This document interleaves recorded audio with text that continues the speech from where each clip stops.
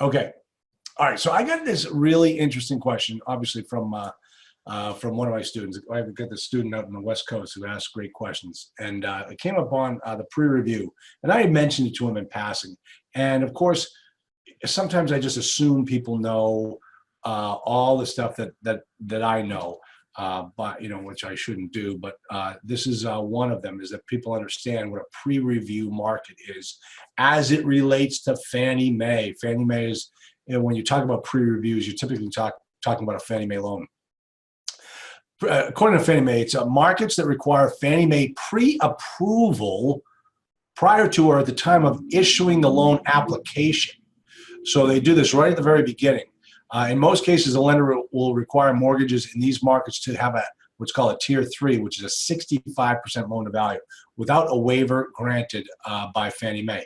Now, here's the thing, and I'm going to show you what markets these are in just a moment, but I want to talk about this for a second because I was not the beneficiary of the opposite of a beneficiary.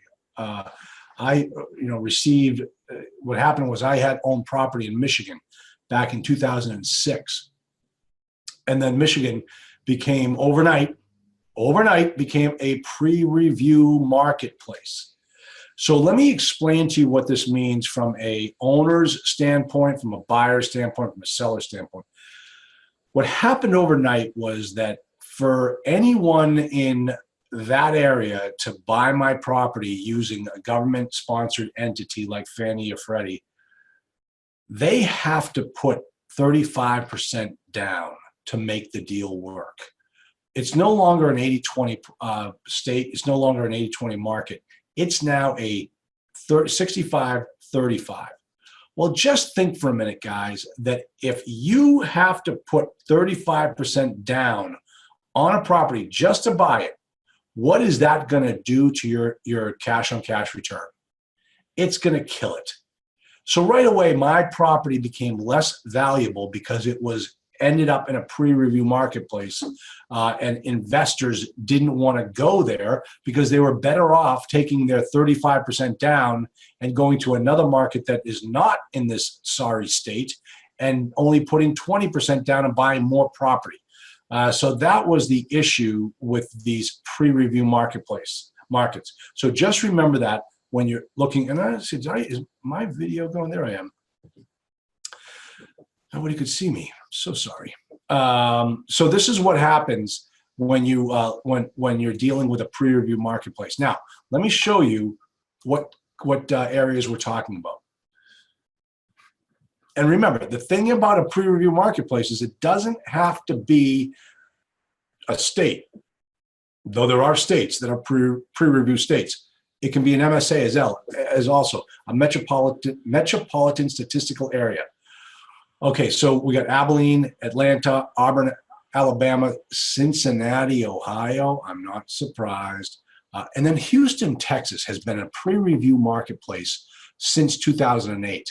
According to the research that I read, it had to do with the fact that it was predominantly an oil marketplace.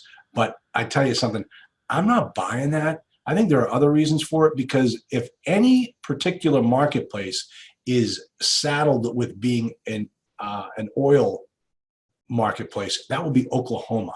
And as you can see, they don't have Oklahoma down here as a pre-review marketplace. Jacksonville, Florida, the whole state of Indiana, the whole state of Ohio, the whole state of Michigan.